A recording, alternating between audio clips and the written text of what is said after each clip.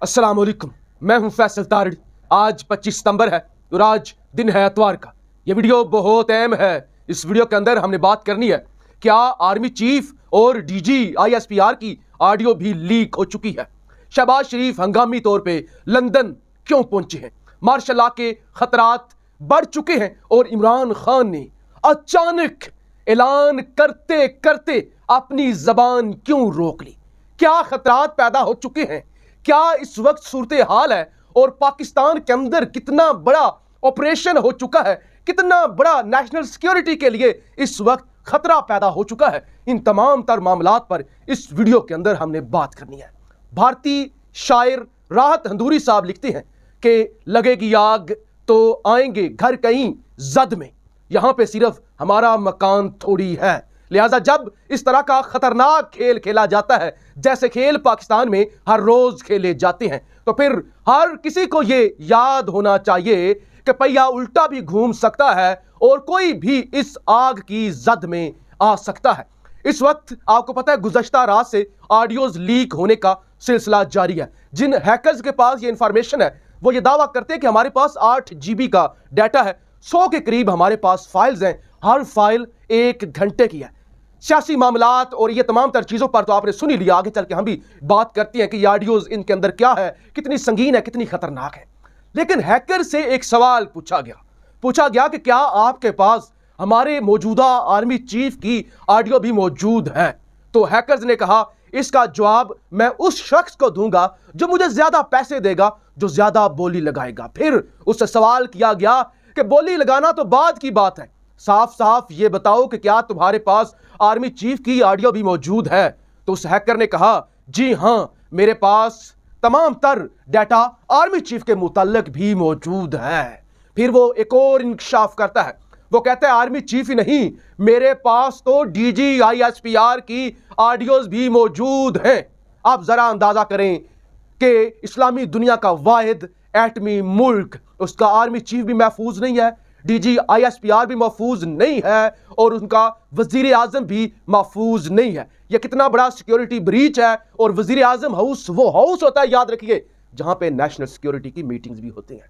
वजीर आजम हाउस वो हाउस होता है जहां पे आलमी रहनुमा आते हैं और वो आके वजीर आजम से मुलाकात करते हैं। आप मुझे ये बताएं कि इतने बड़े सिक्योरिटी ब्रीच के बाद, इतने बड़े ब्लंडर और स्कैंडल के बाद पाकिस्तान का रुख कौन करेगा या कौन यहां पे आकर अपने आप को महफूज कंसीडर करेगा। अब ये ऑडियोज लीक कैसे हुई हैं, यानी ये एक बड़ा सवाल है ना। ऑडियो तो सारे आप सुन चुके होंगे, इस पे डिबेट भी सुन रहे होंगे, लेकिन बड़ी जो सवाल है कि ऑडियोज लीक कैसे हो गई। दो तरह की चीजें रात से सामने आ रही थी। एक तो यह था कि क्योंकि खुफिया एजेंसियां जो हैं वो ऑडियोज रिकॉर्ड करती हैं, जासूसी करती हैं, और पाकिस्तान के अंदर तो आपको पता है जासूसी एजेंसियों का ज्यादातर काम यही होता है कि पॉलिटिकल सिस्टम के अंदर इंटरफेरेंस करना और वहां पे मालूमात रखना कि कौन क्या कर रहा है, किसके साथ सो रहा है, किसके साथ से उठ रहा है। यही आपको पता है तमाम तर मामलात होते हैं ना। तो पहला शक तो यह था कि यह खुफिया एजेंसियों की जानब से जो है वो रिकॉर्डिंग की गई है। फिर दूसरी थ्योरी सामने आई, वो ये आई कि रिकॉर्डिंग तो खुफिया एजेंसियों ने की होगी, लेकिन हैकर्स ने फिर खुफिया एजेंसियों का डाटा हैक कर लिया होगा। अब एक और तहकीकाती रिपोर्ट सामने आई है, इब्तदाई तौर पे जो इंकशाफ हुआ है वो ये हुआ है, जो बताया गया है कि ये रिकॉर्डिंग मोबाइल के स्पीकर से की गई है। मोबाइल फोन के स्पीकर से ये रिकॉर्डिंग की गई है। और आपको मैं बताता चलूं कि इसराइल का एक सॉफ्टवेयर है, बदनामे जमाना सॉफ्टवेयर है, भारत ने भी खरीदा हुआ है, पाकिस्तान ने भी वो सॉफ्टवेयर शायद खरीदा है, पिछले दिनों उस हवाले से इंकशाफ भी हुआ था। अब ये सॉफ्टवेयर ऐसा है कि अगर आप समझते हैं ना कि आपका फोन हैक होगा या ये होगा वो होगा, इससे उसका कोई ताल्लुक नहीं। इससे इस सॉफ्टवेयर का इससे भी कोई ताल्लुक नहीं कि आपके मोबाइल पर इंटरनेट ऑन है।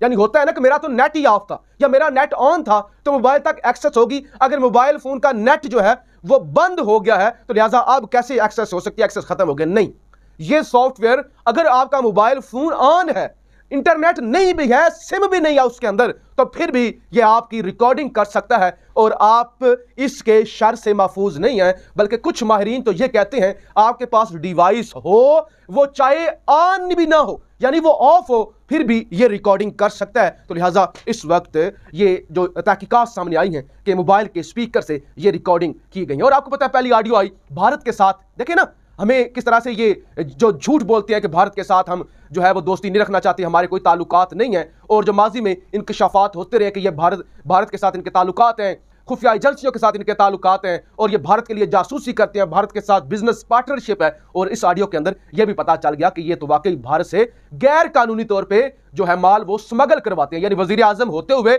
ओहदों पर होते हुए ये भारत से जो मामलात हैं वो स्मगल करवाती हैं। फिर मरियम नवाज जो डंडोरा पीटती रही, रोती रही, पीटती रही कि देखिए उफ उफ तेल महंगा हो गया, उफ, मतलब इतना दर्द। और फिर अपने चचा हजूर को कह रही हैं कि आपने पेट्रोल महंगा क्यों नहीं किया अंकल। अंकल लोगों को किसी और इश्यू में लगाते हैं ना, अंकल लोगों को किसी और बात पे लगा देते हैं, पीछे से वारदात डाल देते हैं।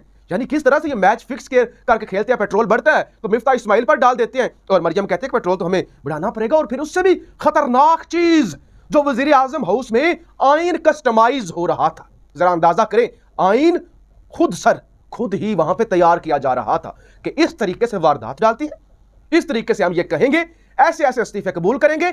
वो जो मफरूर भगोड़ा लंदन बैठा हुआ है उससे मंजूरी लेंगे। तो इस पर तो 100 मोटो बनता है, फौरी तौर पे 100 मोटा बनता है, क्योंकि ये आइन पर हमला हो रहा था और आइन अपनी मर्जी से कस्टमाइज किया जा रहा था। जो ये साजिश हो रही थी कि अक्टूबर में हम ये हो जाएंगे और हमारी जो है वो हमारी चीजें आ जाएंगी, और अगर किसी ने इस्तीफों के हवाले से किसी ने कोई इतराज हुआ, कोई मामला हुआ, हम नहीं कबूल करेंगे, किसी ने इंसिस्ट भी किया, तो हम कहेंगे सिग्नेचर ही ठीक नहीं थे। यानी ये आइन पर कितना बड़ा हमला है कि कस्टमाइज, जो बार बार मैं कह रहा हूं, खुद आइन तैयार करना कि हम कहेंगे सिग्नेचर ही नहीं ठीक थे, और इस तरह से हम वारदात डाल लेंगे, मर्जी कि हम इस्तीफे कबूल कर लेंगे। वो भी हमारे सामने ये चीजें सामने आ गई। और फिर मुशर्रफ की वापसी पर जिस तरह से मरियम कह रही हैं कि मैंने अबू जी को कहा, अबू जी ने फौरी मेरी बात मान ली। यानी बड़े इनकलाबी बनते हैं ना, और किस तरह से ढेर होते हैं, किस तरह से बूट चाटते हैं, वो भी हमारे सामने चीजें अब सामने आ गई।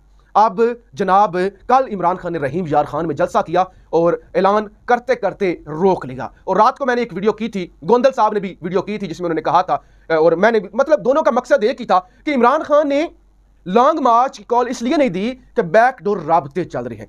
पिछले दिनों एक मैंने वीडियो की थी जिसमें मैंने आपको बताया था कि इमरान खान को यह बताया गया है कि मार्शल लॉ के खतरात बढ़ रहे हैं, और साबर शाकर के मुताबिक अब यह हसरत और ख्वाहिश ज़बान पर भी आ चुकी है मार्शल लॉ की, तो लिहाजा इमरान खान को बड़ा फूंक कर चलना होगा।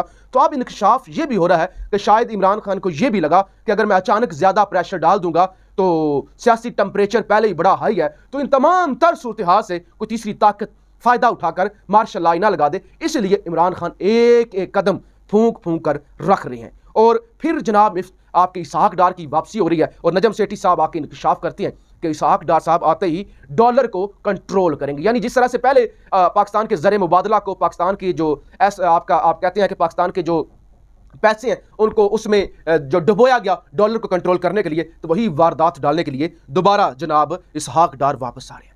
लंदन के अंदर जी एक खुफिया खामोशी के साथ शहबाज शरीफ और नवाज शरीफ की मुलाकात होती है। ये अमेरिका से वापस निकलते हैं, फौरी तौर पर लंदन पहुंचते हैं, और ये मुलाकात एवन फील्ड के अंदर नहीं होती। खामोशी इसलिए होती है कि एहतजाज हो सकता है और बहुत सारी चीज़ें हो सकती हैं। इस मुलाकात के अंदर यह फैसला किया गया है अगर तो लॉन्ग मार्च होता है तो उस लॉन्ग मार्च से कैसे निपटना है, पंजाब की हुकूमत का कैसे खात्मा करना है, और फिर इमरान खान के खिलाफ जो मुकदमात हैं जल्द अज जल्द उन पर फैसले लेने हैं। यानी प्रेशर दूसरी तरफ बढ़ाना है, इमरान खान के खिलाफ जितने भी केसेस हैं और भी दायर करने हैं, उनसे जल्दी फैसले वापस लेने हैं। और सबसे बड़ा जो फैसला होता है नवाज शरीफ की जानिब से जो हुक्म सादर किया जाता है कि आपने जनाब अदलिया पर दबाव बढ़ाना है, आपने अदलिया के खिलाफ कैंपेन शुरू करनी है, अदलिया पर प्रेशर बढ़ेगा और वो इमरान खान के खिलाफ कोई ऐसा फैसला दे देंगे जिस वजह से इमरान खान डैमेज होगा। तो ये तमाम तर सूरत हाल है कि कितने खतरनाक जनाब सूरत हाल हो चुकी है कि पाकिस्तान का वजीर आजम हाउस भी महफूज नहीं है। यानी मेरे लिए सबसे जो खतरनाक आखिर में बात है ना, वो तमाम बातें नहीं है जो मैंने शुरू में आपके सामने पिछले 10 मिनट से आपके सामने रख रहा हूं। मेरे लिए सबसे खतरनाक बात यह है कि मेरे मुल्क इस्लामी जमहूरिया पाकिस्तान का वजीर आजम हाउस महफूज क्यों नहीं है। यानी बेशक उसमें इमरान खान बैठा हुआ हो, बेशक उसमें शहबाज शरीफ बैठा हुआ हो, वजीर आजम हाउस महफूज क्यों नहीं है? वजीर आजम हाउस की रिकॉर्डिंग क्यों हो जाती है? कौन ये रिकॉर्डिंग करते हैं? और फिर पूरी दुनिया से लोग वजीर आजम हाउस आते हैं। अगर वजीर आजम हाउस ही महफूज नहीं होगा, उसकी ही रिकॉर्डिंग्स हो जाएंगी, वहां पे बैठते हुए कोई बंदा कंफर्टेबल नहीं होगा, तो फिर आम शख्स, आम पाकिस्तानी कैसे महफूज हो सकता है? लेकिन इस रिकॉर्डिंग के बाद, इतने बड़े नेशनल सिक्योरिटी ब्रीच के बाद यह साबित हो जाता है कि इस मुल्क के अंदर कोई भी महफूज नहीं है। इस मुल्क का तमाम तर निजाम, तमाम तर सिस्टम हैकर्स के हाथ में है, शैतानी ताकतों के हाथ में है, आलमी तागूती कुव्वतों के हाथ में है। और इसी तरह के स्कैंडल्स, इसी तरह की रिकॉर्डिंग्स इन ताकतों के पास होती है, जिस वजह से वो पाकिस्तान के मुख्तलिफ सरबराहान को ब्लैकमेल करते हैं, उनको खरीदते हैं, उनसे अपनी मर्जी के फैसले करवाते हैं। और ये हमारे सामने अब वो जो थ्योरियां थी, वो जो सारी बातें हम करते थे, हकीकत बन के सामने आ रही हैं कि शैतानी ताकतें कितनी मजबूत हैं, वो किस तरह से पाकिस्तान के हर अदारे में घुसी हुई हैं, हर अदारे को कंट्रोल करती हैं। अब पाकिस्तान की एजेंसियों का इम्तिहान है वो तमाम तर मामला छोड़े और वो जो जासूसियां और आगे पीछे कौन किसके साथ सो रहा है, किसके पास से उठ रहा है, वो तमाम तर वीडियोस छोड़े और इस वक्त इस इशू पर फोकस करें, क्योंकि हमें सबसे पहले अपना मुल्क महफूज बनाना, यानी बॉर्डर्स तो बाद में महफूज होंगे, पहले वज़ीर आज़म हाउस तो महफूज कर ले। ये बहुत बड़ा सवाल का निशान है जिस पर हमें फौरी तौर पर काम करना होगा। पाकिस्तान जिंदाबाद।